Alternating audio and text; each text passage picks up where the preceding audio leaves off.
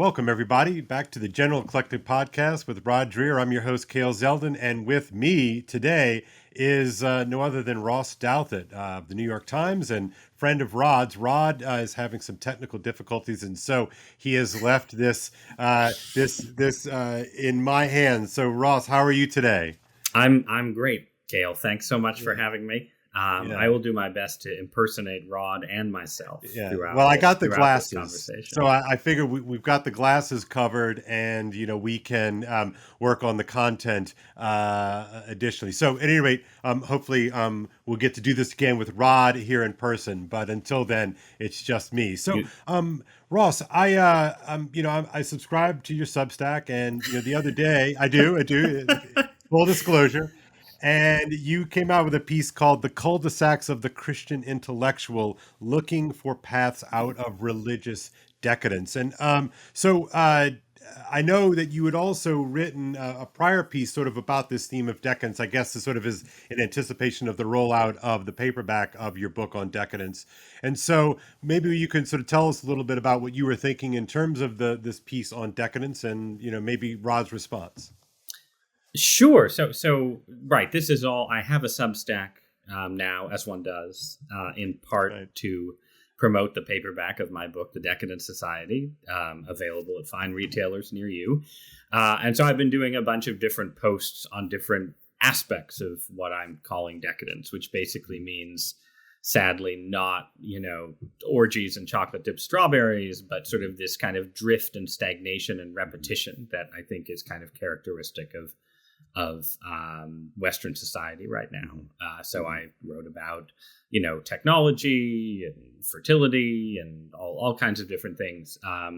But I wrote something about intellectual life, picking up on another piece that a guy named Tanner Greer had written, are basically on, the idea that sort of, our public intellectuals in 21st century America maybe aren't as impressive as the public intellectuals of, say, 19th century Europe, right?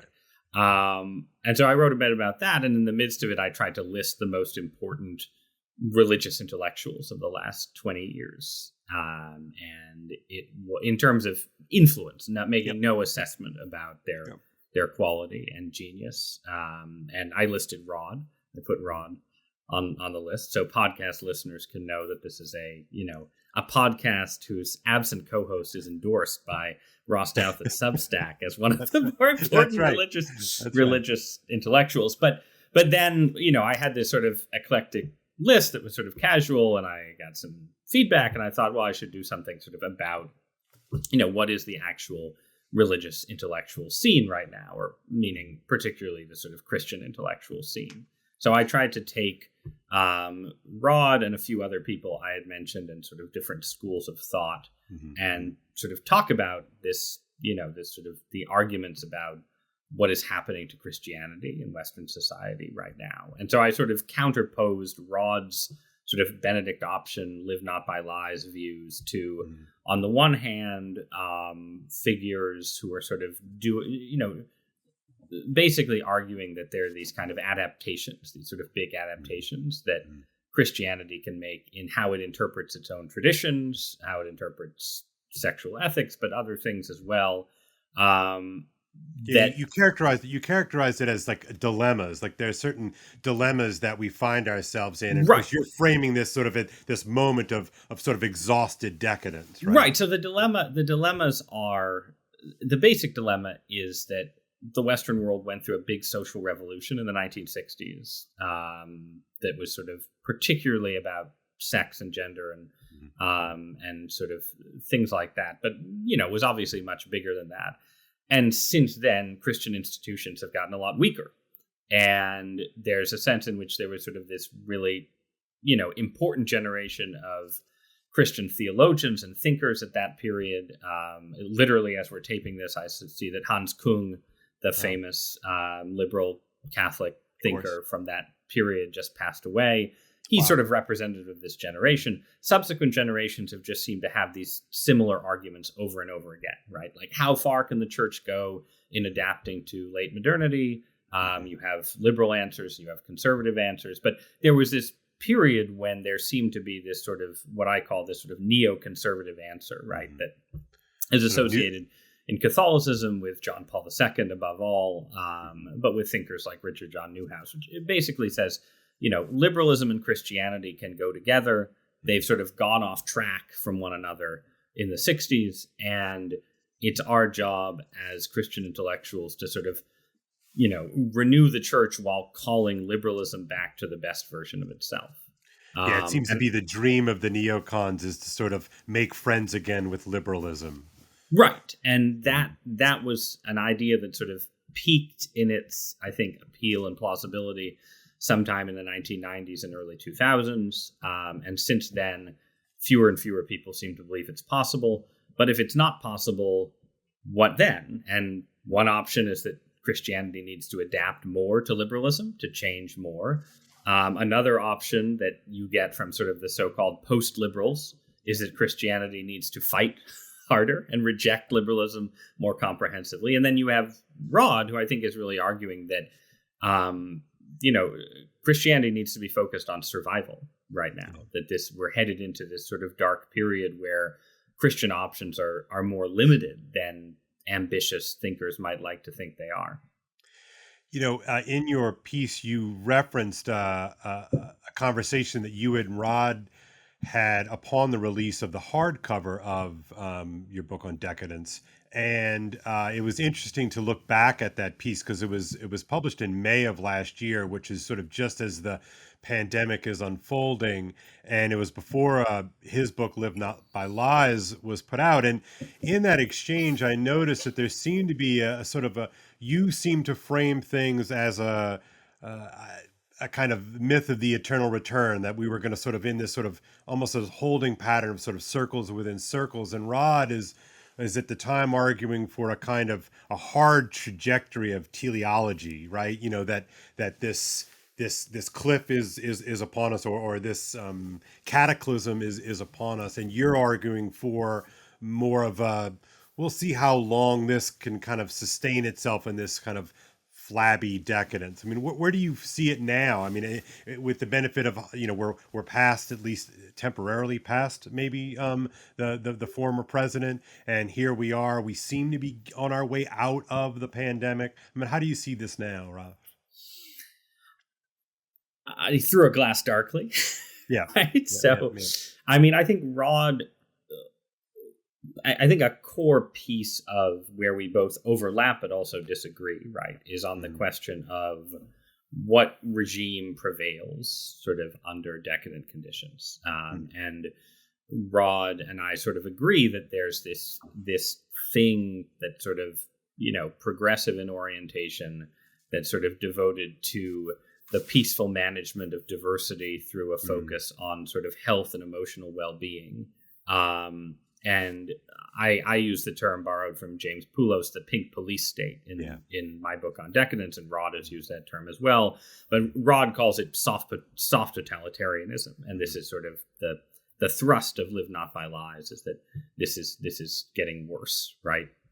And you can see in the pandemic era certain things that would tend to vindicate Rod's argument, right? That there's sort of a greater consolidation of progressive ideology in corporate America.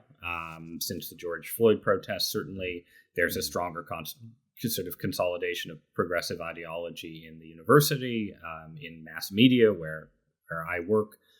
So we've gone one ratchet further towards a kind of consolidated progressivism as the more than sort of traditional liberalism as the ideology of our decadent society's ruling class. So I guess the disagreement between Rod and I tends to be on like how soft is it, right? Like, and related to that, how bad do things get for people who dissent from it, right? And my view tends to be that this worldview is, it's concentrated in institutions that have a lot of power over society, but also sort of struggle to exert true dominance. That sort of ideas and rebellions are always sort of slipping outside the reach of this kind of kindly progressive administration, right? That, you cancel people and they still come back to the bestseller list. You cancel people and they still show up on Substack with, more subscribers than before. And that doesn't mean that the institutions aren't important, right? The New York Times obviously has more power than some guy on Substack. But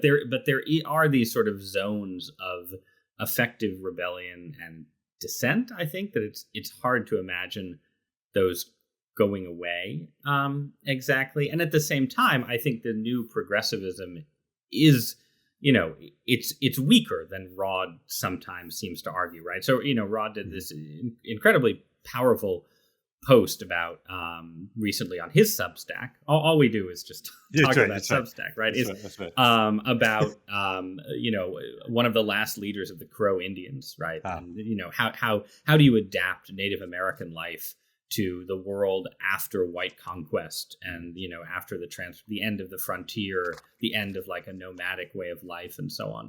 Mm-hmm. And I guess and Rod sort of analogizes that to the traditional Christian position now.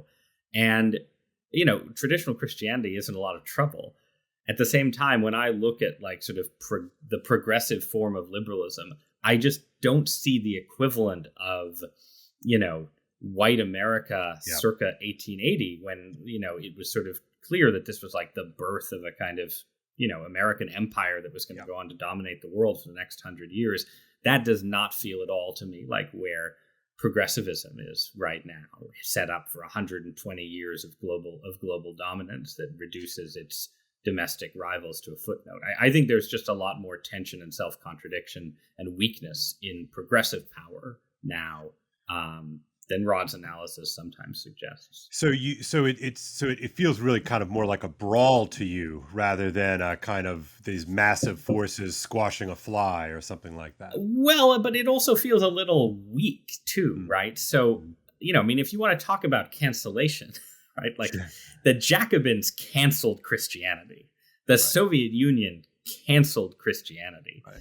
Soft totalitarian by its nature is sort of trying to toss a blanket, a sort of comforter over its conservative, over various forms of sort of conservative criticism. And, if you get fired from your job, obviously, like, that's not a small thing. I'm not trying to minimize any of this at all. And obviously, like, I could be canceled tomorrow and sort of experience it. But it is a bit different, not just a bit different. It's quite different from the way that sort of, movements of the far left dealt with their reactionary enemies 100 or 200 years ago. So there's a sense in which I feel like, Western Christianity is decadent, and sort of progressivism is also decadent, and progressivism is more powerful, but they're both sort of trading very soft blows. It's a brawl with like very soft punches relative to the Western past. I remember about a year ago, there was a video going around of two Park Slope residents sort of getting into a sort of a yelling fight with one another. And it was really like the most pathetic fight that I've ever seen happen on a street in my life. And it's like there are no blows really being landed. They're just being really angry in each other's general direction.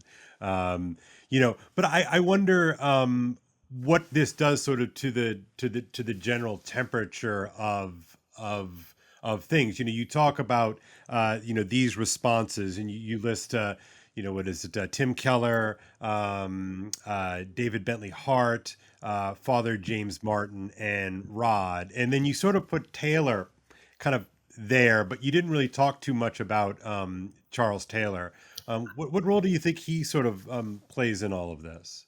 I mean, I feel like, and maybe this is unfair to Taylor a little bit, but I feel like Taylor is fundamentally descriptive, right? That like the value of a secular age is in its it's a not undebatable but very powerful description of sort of how the world came to be secularized in some sense, sort of the shift. The Taylor's account of sort of the shift in frame, right, from the what he calls the immanent frame, right, as crucial to the modern era, and this idea of sort of the buffered self, this self that is no longer permeable to gods and demons and alien forces from outside. I think all of that is very powerful. I think it's a prescription for what the church does under late modern conditions. Taylor's work by design, I think, is less significant. He's not sort of fundamentally offering a blueprint for Christian renewal. Whereas certainly, Rod is very pessimistic, but he is offering blueprints, right? And you could argue that I think Martin's, in his vision of, a sort of Pope Francis, but more so version of Catholicism, has a blueprint. And then the post-liberals, Adrian Vermeule, Sohrab Ahmari, in various ways also have a blueprint. And so those are I focused on them because those are the people arguing about, well, what should the church do under these conditions, which is the $1 million, billion soul question, if you will.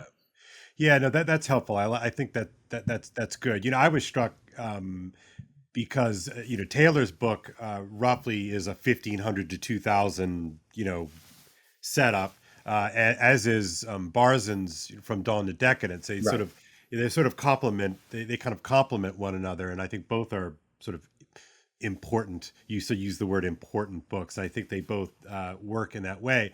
Okay, well then let's talk a little bit about those four responses, or those four standpoints. I know in Rod's post after your Substack, again, here we go, we're talking Substack to Substack here.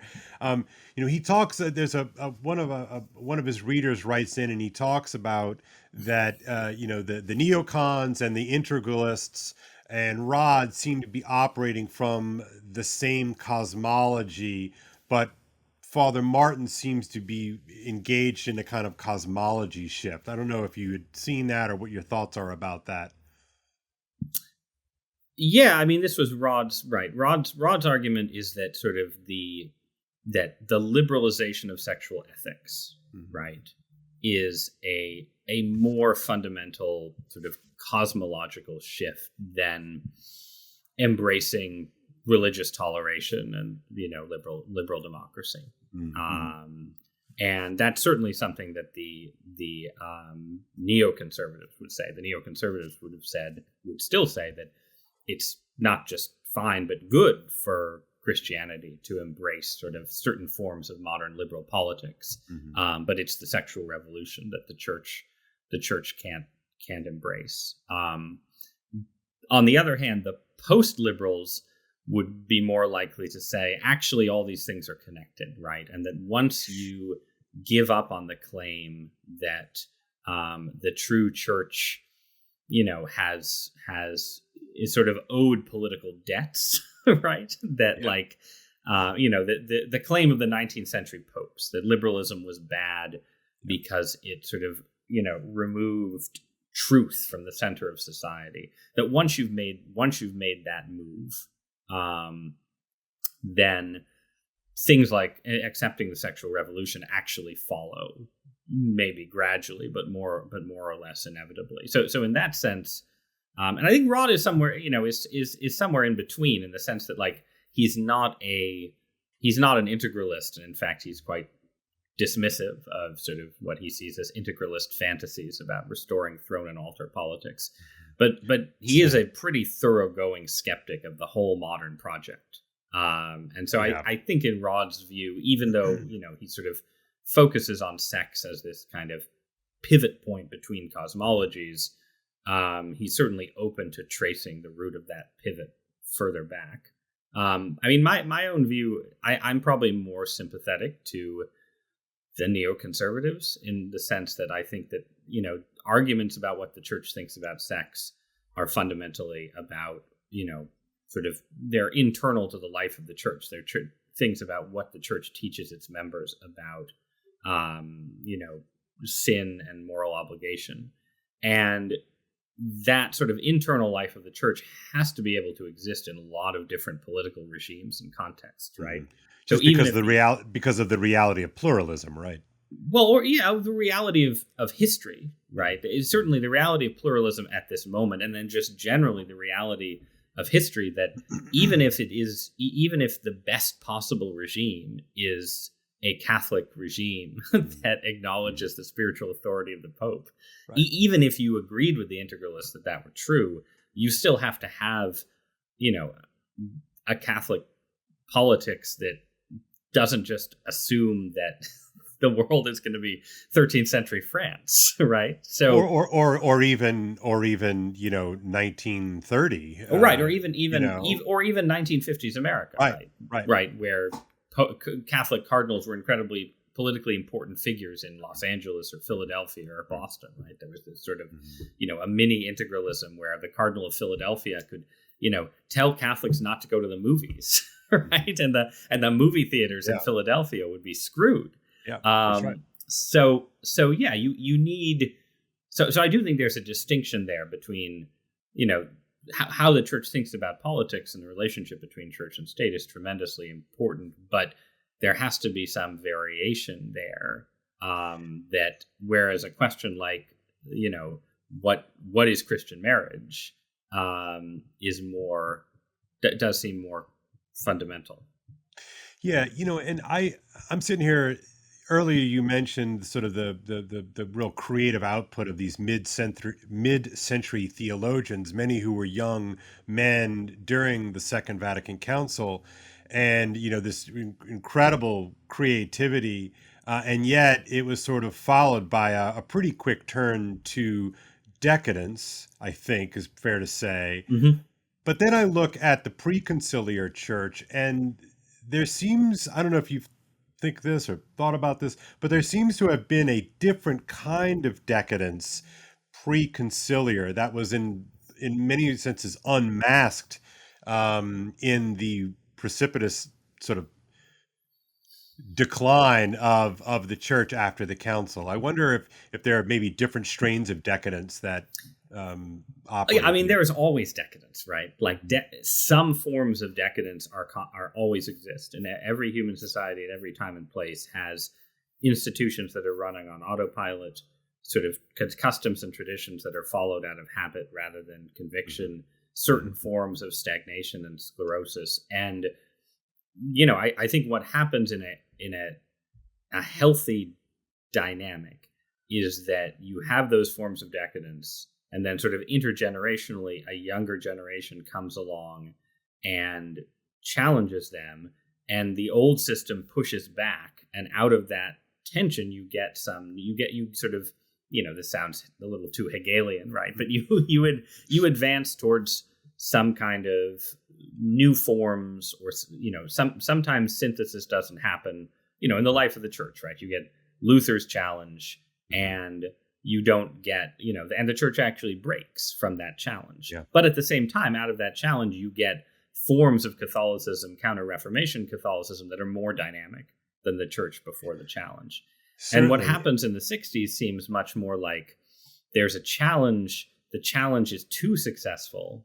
The older forms just sort of retreat and collapse. And then the young geniuses, the young theological geniuses, are left to sort of, they've constructed their own systems as critiques of the existing, Thomistic theological account. But their critiques aren't enough to build, to run a church themselves. And in fact, people sort of a generation later can't even understand why their critiques are interesting, because they've lost the original, right? The original thing that, that Karl Rahner or someone like that stood in relation to. I think that's particularly with Catholicism, but you can run something similar with a lot of aspects of baby boomer culture. The problem is less the baby boomers themselves; it's that they were so big and powerful, and the prior generation surrendered so quickly that the boomers were left. Their revolution was too complete. Yeah, I'm glad you brought up the boomers. I didn't want to be the one to bring up the boomers, but I do feel that they still loom large over these conversations. Both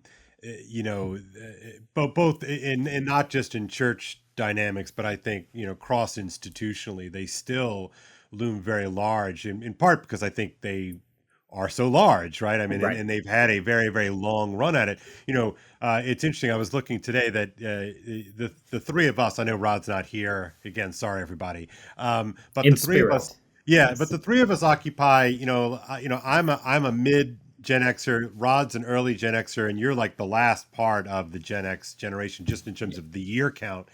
And, we're here, looking up still at the boomers who still largely run things. And we're looking down at the millennials and the Gen Zs, and they're very frustrated, and we're sort of in yet again in this sort of middle position, um, trying to sort out this exhaustion.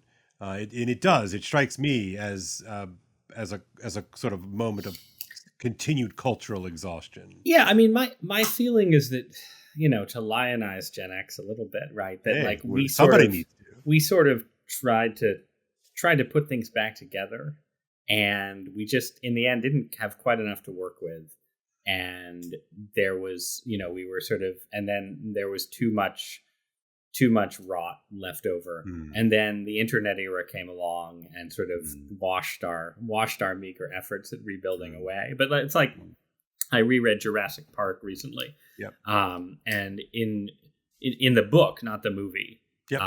In the movie, things just fall apart, right? And then it's just chaos. In the book, there's this, I think, effective narrative turn where the people in charge of the park, there's the initial disaster, the Tyrannosaurus eats some people, the dinosaurs get out. Yeah. But then they think they've fixed it. There's a point like with 50 or 100 pages left where they think they've like stabilized everything. The park's back, the fences are up, everything's going on. And then they realize that the way that they restabilized it was always running on auxiliary power. And so actually the fences stayed down, even though they thought they'd been back up. And that's when they realized the raptors are out and we're all doomed, right? Man, I feel like that's sort of great. That's the Gen X role. The Gen Xers, in the late 1990s are like, okay, we've restabilized the American family. We've sort of, the American economy is growing again. We have the .com boom, and actually middle class wages are going up. And we've had the John Paul II era, religiously, we've sort of had this evangelical revival, John Paul II Catholicism. We've sort of got the culture, back a little bit towards solid ground.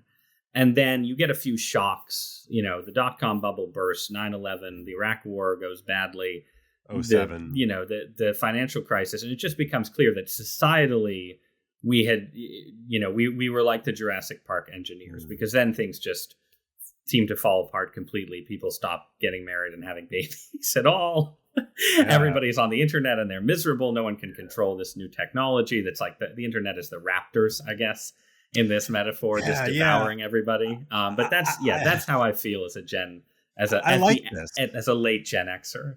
Yeah, I like, this is great. I had forgotten that, but I actually had read the book. I remember being enamored with the movie. It was a good movie, and it's still a good movie. It actually holds up.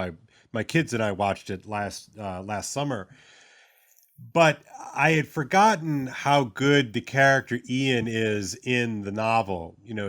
This constant sort of warning about hubris, and the belief that you could control everything, this belief that you could, and you've talked about this from time to time, as does Rod, but the belief that, for instance, with climate change, that we can sort of tech our way out of this problem, that we can figure things out. And I wonder if the last 150 pages are sort of what we're living in right now.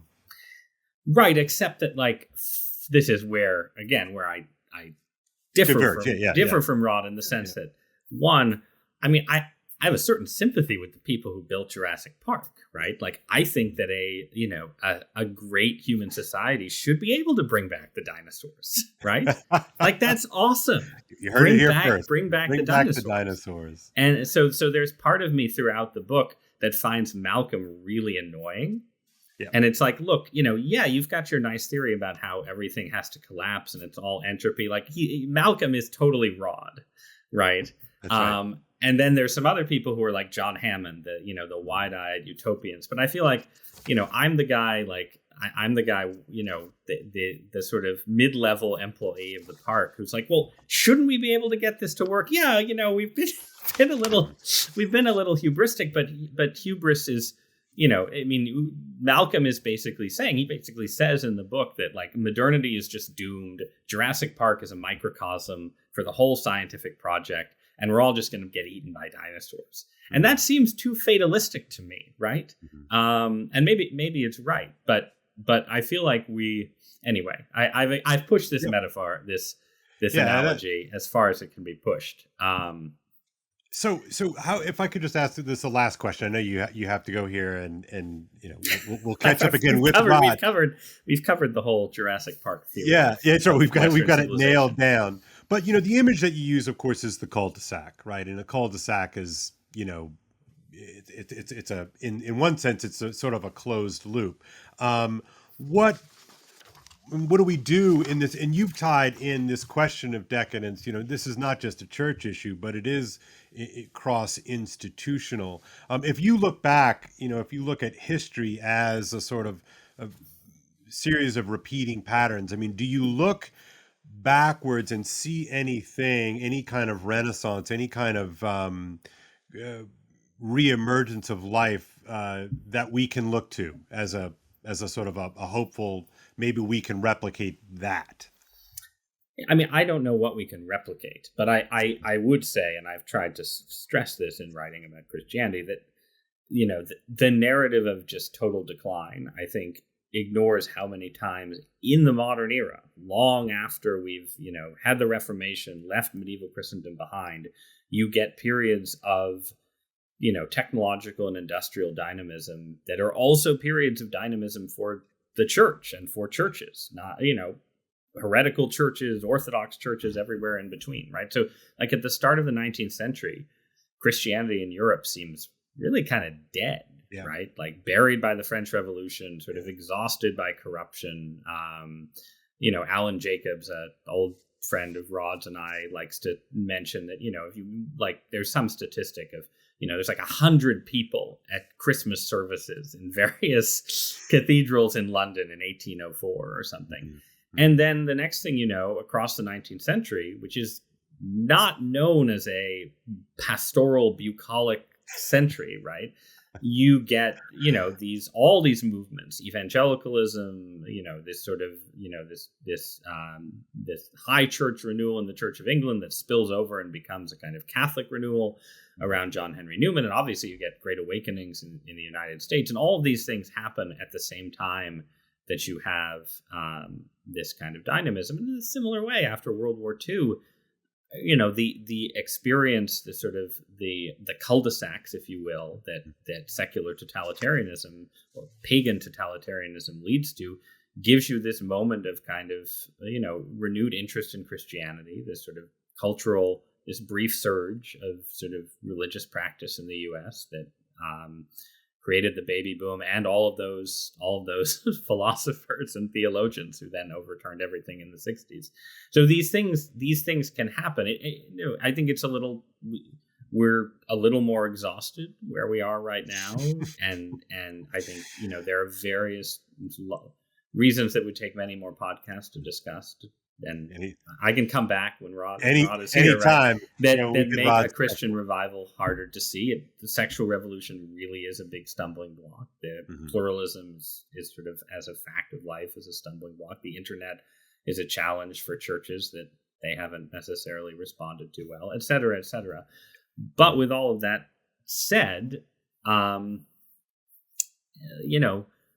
if we think that progressivism and sort of its shadow forms on the right are weak in various ways, right? That they're leading to this sort of atomized and unhappy society, then there's a lot of room for, I think, sort of communal forms of renewal of the kind that Rod writes about.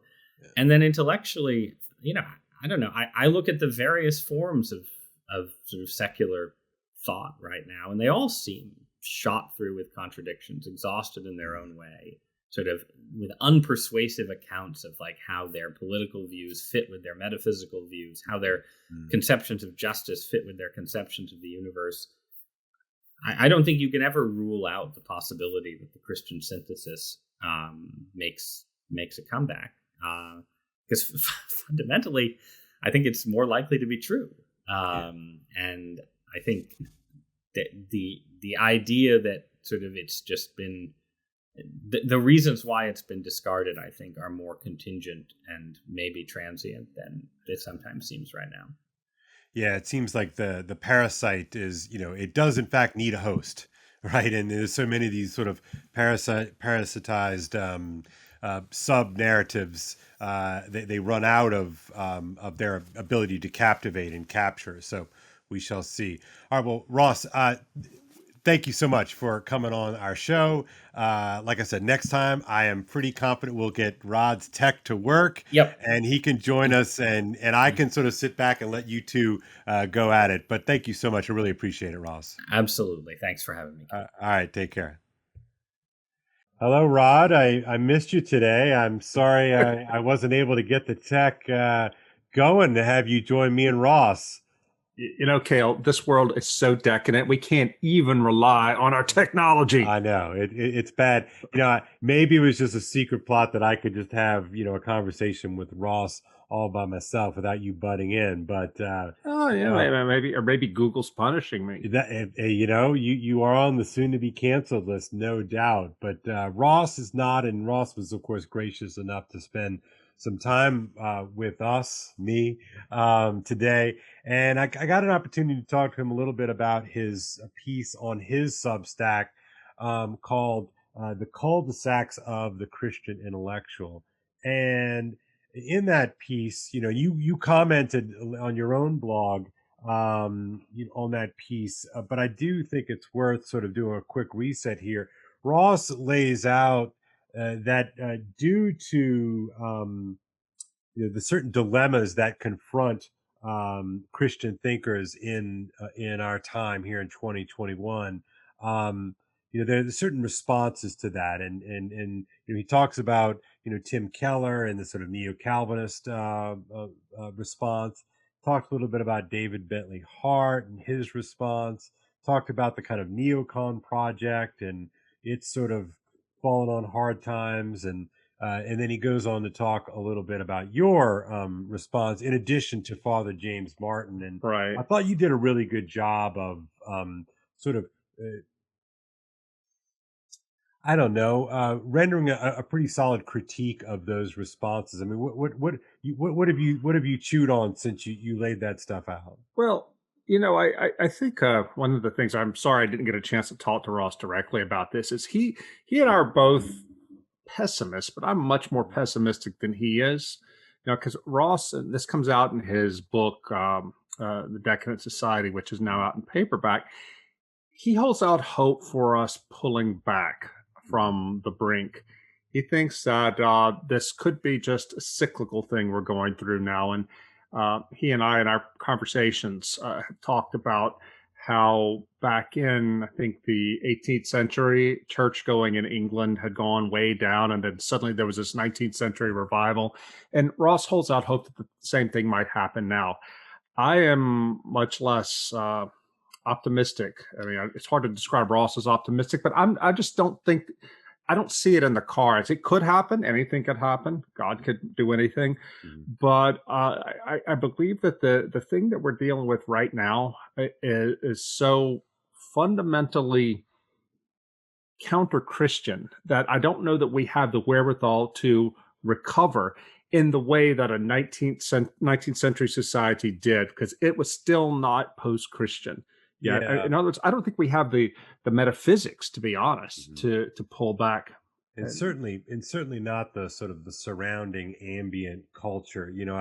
And maybe I'm being a little bit of a sort of a gauzy-eyed romantic when I look back at, high culture, middle-brow culture, and low culture, and back in the day. But if you'll allow me the sort of the lazy backward glance, it seemed that at least middle-brow and certainly the elites were always sort of flirting with these sort of post-Christian and currents, that goes back at least a couple hundred years, as your friend Carl Trueman, I think, lays out in convincing fashion in The Rise and Triumph of the Modern Self. And certainly, as Ross himself brings up Charles Taylor's A Secular Age, and he has that sort of, I think, a pretty solid framing of the move from 1500 roughly speaking to 2000 roughly speaking, which consequently Jacques Barzun also does in his book the Dawn of Decadence. He also sort of sets up that kind of 500-year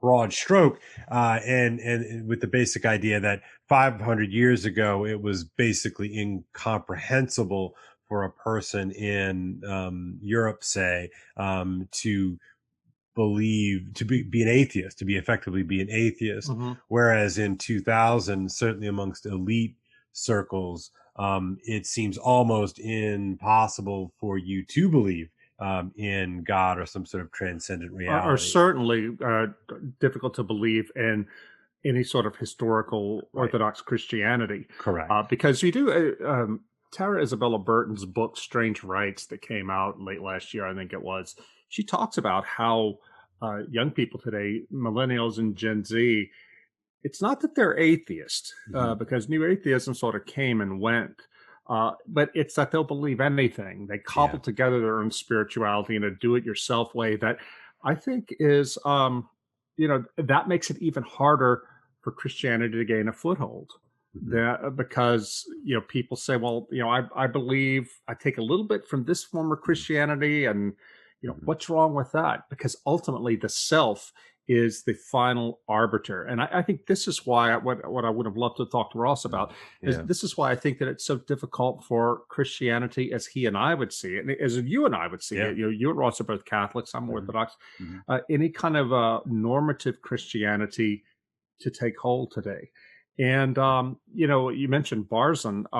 Barzun says in the beginning of Dawn of Decadence, he talks about how the story of revolution is really familiar by now. And he talks about, he kind of goes through the French Revolution, the Russian Revolution. There's a pattern of revolutions where the idea, capital I, idea, begins to take over. And, you have the different people in revolutionary societies who are rushing to try to figure out how to position themselves vis-a-vis the idea, especially against the young, but eventually the idea breaks down everything. And and this is what we're dealing with now with the sovereign self and the radical self. I think, though, that one thing that strikes me about that Barzun passage is he talks about in a decadent society, in a pre-revolutionary society, the roles are all changed. And the definitions break down, right? The what things mean actually becomes drained of any, and I'm using this word on purpose, realness. Like the real is drained from the name. Interesting, sort of maybe a strange version of nominalism or something. I'm not sure. Yeah. That's exactly right. And Barzun talks in that passage. I think it's like on page 11 of the book. He talks about how in the late or in the Renaissance period, just before the Protestant Reformation, it wasn't that you didn't have priests. You did have priests, but they weren't teachers anymore. They were corrupt. And you didn't have monks. You had monks, but they were corrupt and living in rich abbeys and so on and so forth. He said that the fact that there were good men in those times meant that you could still be good, but overall the corruption had set in and people had abandoned their roles. Well, I reread that recently, in fact, and it's so analogous to what we're dealing with today, except it's even more profound. It seems like it's like next level or up or lower. I don't know, but it seems like next level, doesn't it? Yeah, it does, because we have forgotten what husbands and wives do. We've even forgotten what men and women are and what they do. Right. And this is, I'm beginning to understand now. I've told the story for a few years on my blog about being present at a private meeting in 2015 in which a professor was there, a professor who studies the family. He was himself an evangelical Christian. And this was not long after Obergfell. And he said to the audience, there was a private audience, and I can't name the professor now for obvious reasons, but He said, our side, conservative Christians, we've lost the whole marriage thing, and that was a serious blow. But trust me, it's not remotely as bad as it could be. If we lose the gender binary, he said, then we're done for, because civilization itself is built on the gender binary. Then, and again, I know you don't want to name names for obvious reasons. We don't want to get into the business of unpersoning anybody. But do you think that professor thought that we could win that war about the gender binary then? What was his sense of it then? No, my sense of it was that he thought, like so many of us did at that time, this is 2015, that we maybe had 3 years before we had to fight the war with transgenders in the same way that we had to battle over marriage with gays and lesbians. Well, this was in, August or September of 2015. 3 months later, Time magazine has on the cover Laverne Cox with headline, "The Transgender Moment." Yeah. I called the professor at his office, reminded him of who I was and that we'd been at that thing. And I said, "So what do you think we should do?" And he said, "Honestly, we need to take the Benedict option," which was an incredibly despairing thing in a way for him to say, because he's like, we can't turn this around. It's now that because this battle is here and they're winning, best we can hope to do is to try to ride this out. But and this is something too that I wish I could have talked about with Ross, because he talks in his column about the Integralist, or the Catholics who want to see a more confessional state and sort of a robust response to the clear limitations of winsome liberalism. Right. If liberalism has fallen, then what? And Ross, in his column, he distinguished between my idea, which is that there's really nothing for us left to do now except try to save what we can and ride it out as the church and wait for better times. People like Adrian Vermeule, Sohrab Ahmari, and to some extent Patrick Deneen actually believe that we can have a robust, as you say, response from the Catholic Church to seize power or to gain power in some way and use power in I don't know if you'd say anti-liberal, but somewhat contrary liberal way to reestablish a sense of moral order. I think that is dead on arrival because... Yeah, I do. I mean, I think for practical reasons, right, I kind of would be skeptical about it. Because, it would require, number one, to have a certain amount of trust in the hierarchy, which nobody seems to have right now. No. Me included, sadly. But also not just, I mean, I'm Catholic, right? So in theory, I guess I would, be game for it. But like, what about, I mean, how do you overlook the fact that we live in a deeply pluralistic nation and world? I'm just not sure how this would work. Well, and how do you overlook the fact that most Catholics in this country would not submit to and to that point, Rod, I mean, like, the CDF just came out with a pronouncement about the CDF is the the doctrinal authority in Rome. Yeah, and so a very important office, right? I believe Pope Benedict, when he was Cardinal Ratzinger, sat at the head of the CDF then, and they came out with a very for this current moment a very clear statement about the vaccines, and clearly said, that the vaccines were, it was okay to take them, and you should think seriously about doing it. And that second part was fine, right? I think, which was the appropriate response, but they're clear. Well, you go on Catholic Twitter, and you have all of this very deep-throated, very serious response on the part of lots of conservatives and traditionalist Catholics, and they're like, screw that, these people, it's crazy, like, it's you're damning yourself if you take the shot, and there's all this sort of stuff. And again, I'm pretty confident that the vaccines are morally fine. I've read up on it a decent amount. I'm a skeptic on sort of practical grounds for the vaccine, which means I'm still. But the point is the problem with authority. Right. Okay. Right. Sorry. Yeah. Taking too long to get to the point. The point is that even as something as relatively controversial as a vaccine is met with all kinds of sort of recognize and resist, as my trad friends would say. And like, so, okay, so how's this going to work practically when you're talking about like the tax code? Like, I just don't see it. Well, and you can't look. You can't even get an integralist regime in Catholic universities today, much less broader society. So I think it's just hopeless. But from the integralist point of view, but I think it's interesting intellectually, but it's not going to happen. Right. So it's frustrating in a way to not see any way past the current moment. But that, I think, is part of the nature of the decadence we have. There are no clear ways out of this. But we know that society can't stand anarchy forever. And, what's coming next? I honestly don't know. I think that a social credit system is coming next. I could be wrong. I hope I'm wrong.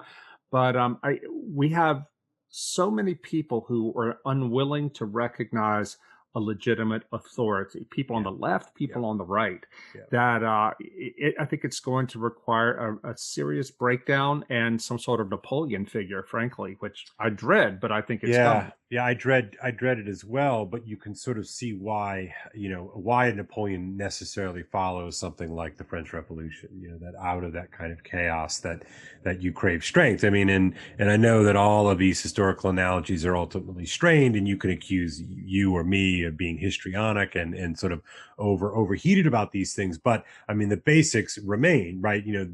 Sorry, I keep using the word right. Somebody told me I need to stop saying that, but you look at Weimar Germany, and it's easy to say, well, Weimar Germany and was caused because of the Treaty of Versailles and all of those things.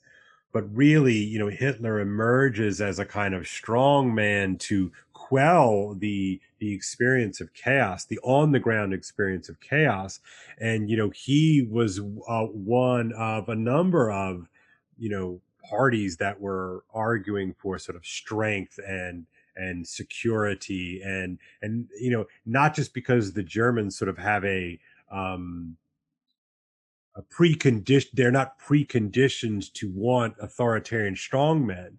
I think Thomas Sowell makes the point very convincingly in one of his essays that the Germans of all of the European nations were disinclined to such a thing, 10, 15 years prior to Hitler's ascension. But the as you've been pointing out, Hannah Arendt talks about the sort of the preconditions. Those are really in play, and so this kind of strongman kind of idea emerges. And do you think that, I guess, Rod, maybe a sort of a long-winded way of getting to my question, do you think that the integralist or the neo-integralist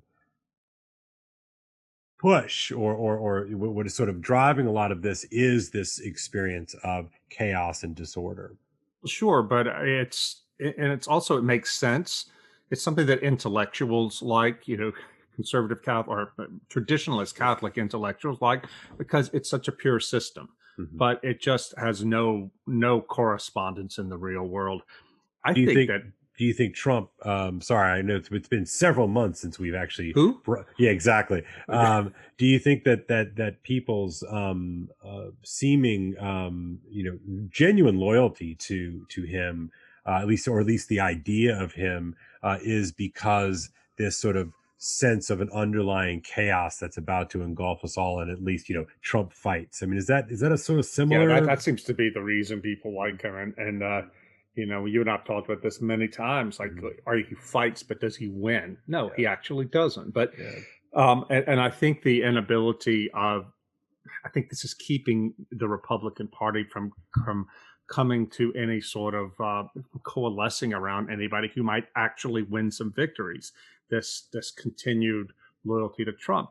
But here's something that I'm starting to think that it's probably the case, is that we're going to get the Napoleon figure, and he's going to be a figure of the left, because Hitler had the backing of the industrialists, right? He at least had that, and they thought that they could control him. They couldn't, and we know where that went. Well, look how weak the right is in this country. It has approximately zero institutions behind it. Even the military is now going woke, right? So, where exactly would we stand? To make a stance. Mitch McConnell this week, Senator McConnell, or maybe this was late last week, after the whole Major League Baseball debacle in Georgia over the election law, McConnell chastised big business, and told them to stay in their lane, and which was an extraordinary thing for him to do, because whether he meant it or not, for the Senate, for Mitch McConnell to take a stand against big business is huge. Well, and that's just a category scrambler, right? I mean, for all of us of a certain age, I mean, that's crazy. I got today a text, and I put this on my blog, from a friend of mine who does Democratic politics. He's an operative involved in Democratic politics, and he said it's actually worse than you think. He's speaking worse from my point of view. He said, because these businesses, what they want more than anything else is to be able to recruit widely and to their businesses. And they know that among the young professional class, the people they want to recruit, wokeness matters a lot.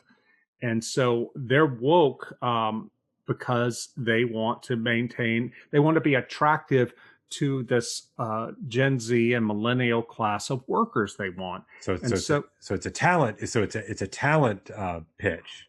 That's right, interesting. Right. That's really interesting. Yeah. And he said, I see if I can remember it. He said that, like, back in the day, he brought out Lloyd's of London. He said Lloyd's of London had made a decision: don't get involved in politics because we want to be stable.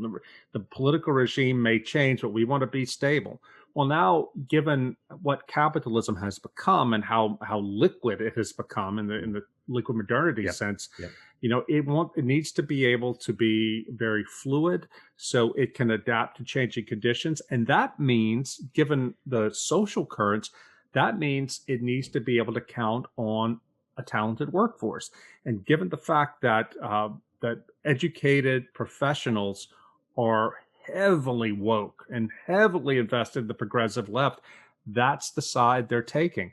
And if my friend is right, and this is what he does for a living, he studies data and polling and things like that, we really are in trouble.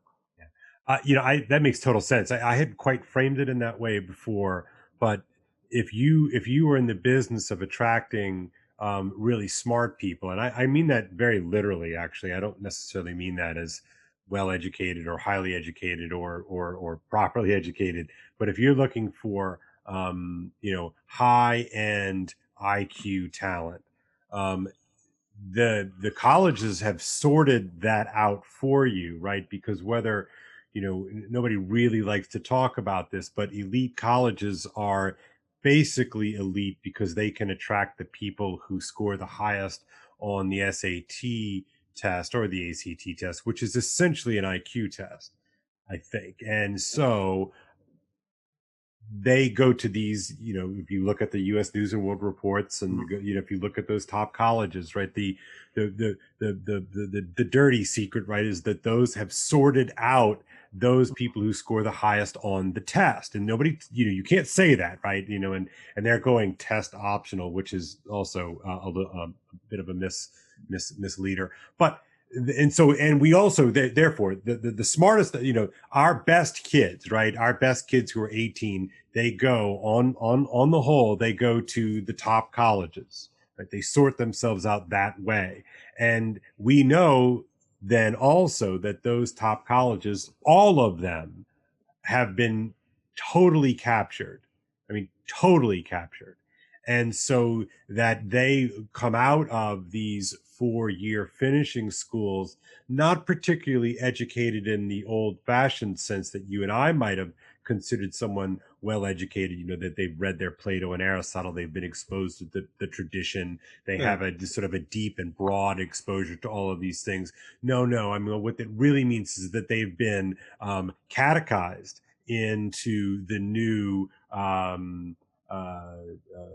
the new order. And so in order to attract them, right, if you're a corporate if your corporate interest is to attract as many really intelligent people, you're not going to redo the work that the colleges have already done for you, the sorting that the colleges have already done for you. You're going to just do that, and the best way to attract them is to do exactly what they just got in their 4-year finishing schools. Well, and the dynamics, the group dynamics among that generation do their job too. I put on my blog this extraordinary letter I got from a young Catholic woman, 24 years old. I happen to know her parents, but she wrote about how she started when the COVID lockdown came around. She started an online discussion group where people who like to play video games, just friends of hers, and so they could at least have some kind of staying in touch with each other. And things are going along fine. And one of the members of the group, another woman,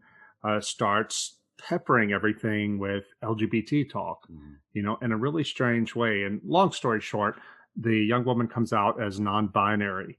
And then she starts to drag every conversation in this group of about 20 young people back to LGBT stuff, which includes trashing the church. She was raised evangelical. She would trash the church for how oppressive and blah, blah, blah. And it finally got to the point with my correspondent she said, I just had to quit. I just had to leave because this young woman was being such a bully. And everybody else was following right along with it and being so blasphemous that I just quit. And she said, well, why are you quitting? And I told her, I said, listen, I didn't start this group so we could get to this point. And this girl just laid into my correspondent. And so my correspondent is suddenly out of the group she started. All these people were her friends. They're now not her friends. There are only like 3 or 4 who stuck with her. And she has been outed as a bigot. If this non-binary woman wanted to destroy her, she could, And so what's interesting here is the Lord of the Flies grouping within among these young people is just phenomenal.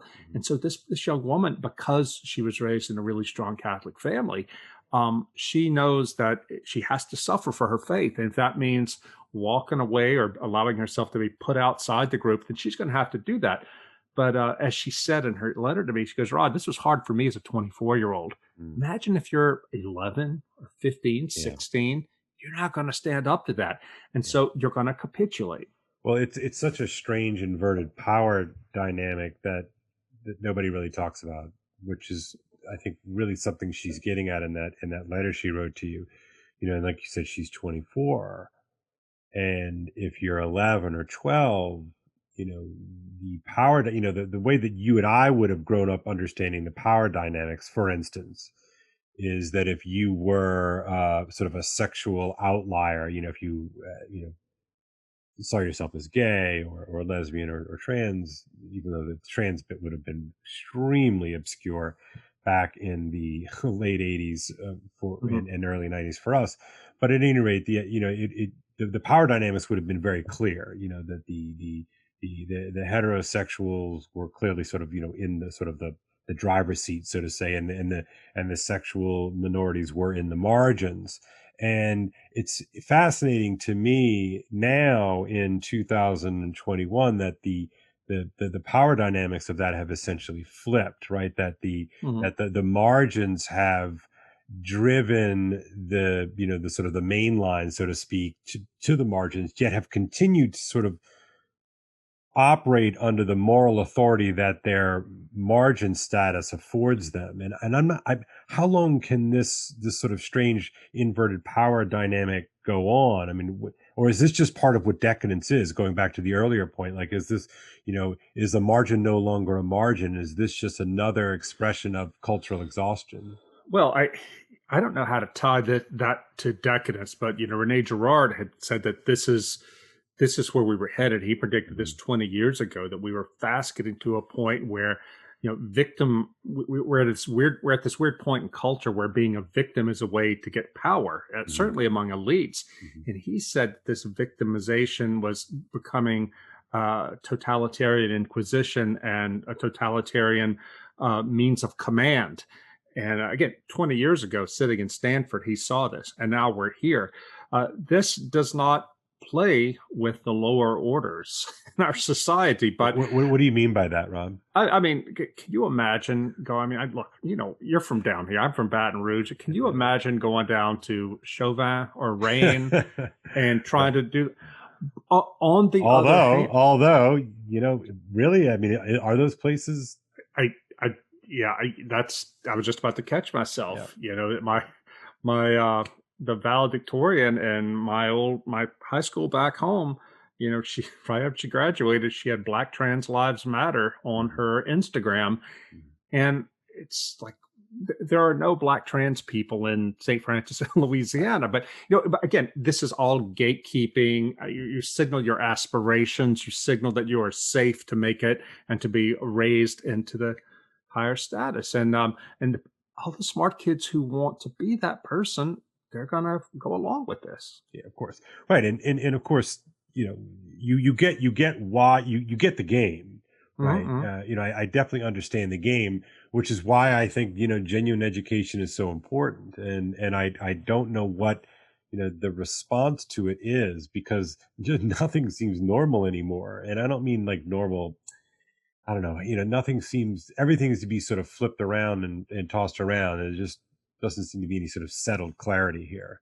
No, it's as we talked before.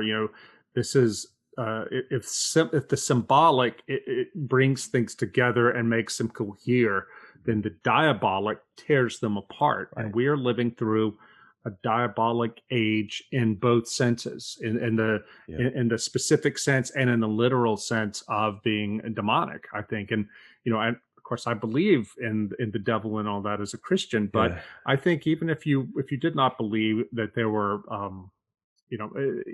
disembodied evil spirits, if you just read Dostoevsky's Demons, you can believe that there is a demonic spirit afoot, even if it's entirely a social spirit. Right. The whole idea that the ideas, you're possessed by ideas, like the ideas have you, and like that's sort of that was Dostoevsky's insight into modern ideologies, is that they're the new they're the new spirits, they're the new devils, and you do see that. I mean, that's and when you talk to someone who's become possessed. And here I'm talking in the Dostoevskian sense of that. Possessed by an idea. Yeah, right. You're no longer talking. I've had this experience with former students of mine. Students who I was close with, and we were friends and chums. And I don't run my classes like I'm running some sort of ideology factory. The goal of my classroom is to mint 20 conservatives a year. I just no, I teach my subject, I teach my books, and I'm sort of open to that. But it's interesting to watch them. Some of them go to college, and some of them are just sort of like whatever. They go to college and they just do the college thing, and they sort of move along. But to really confront a new believer in the sort of the neo woke religion, it's quite something. It is it's kind of terrifying. Yeah, it really is. You can see it in their eyes. Like there's a sort of they're not inhabiting the same sphere of reality anymore. Well, as I've said, go back to 2015. Go watch that clip from Yale, Professor Nicholas Christakis trying to confront the students. He's trying to have an actual dialogue with them. They're shrieking, they're cursing, they are possessed. I should have to say I have to go because my daughter just stuck her head in. I promised her she could use this laptop to watch a movie with her friend. Wow. And I'm terrified of the younger generation. Yes.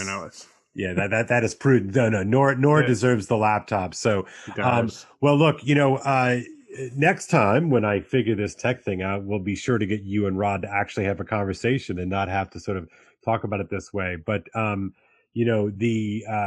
think that his work here and the cul-de-sacs of the Christian intellectual, I think it's worth your time. Certainly this from the Substack, but I really liked your response. I have to say, especially your reader's comment about working within the same cosmology or shifting to a whole other cosmology. And I thought it was great too that I'll put this in the show notes.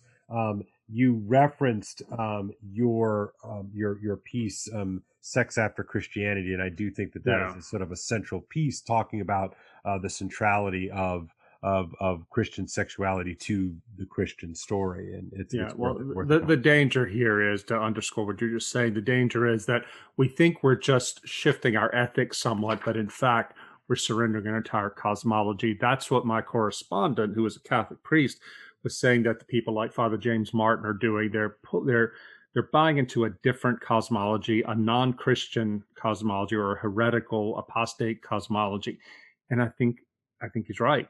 Maybe we could talk about that on our future. I think we should. I think it's worth talking about this idea of cosmology, and the the eminent frame, and this is a Charles Taylor thing, and we could go into the weeds on that, but nonetheless. All right, Rod. Well, until next time, I don't think I've got anything else to add here. What about you? All I gotta say, brother, is don't get nothing on you. Amen, Uncle Bub. All right, you take care. All right, bye now.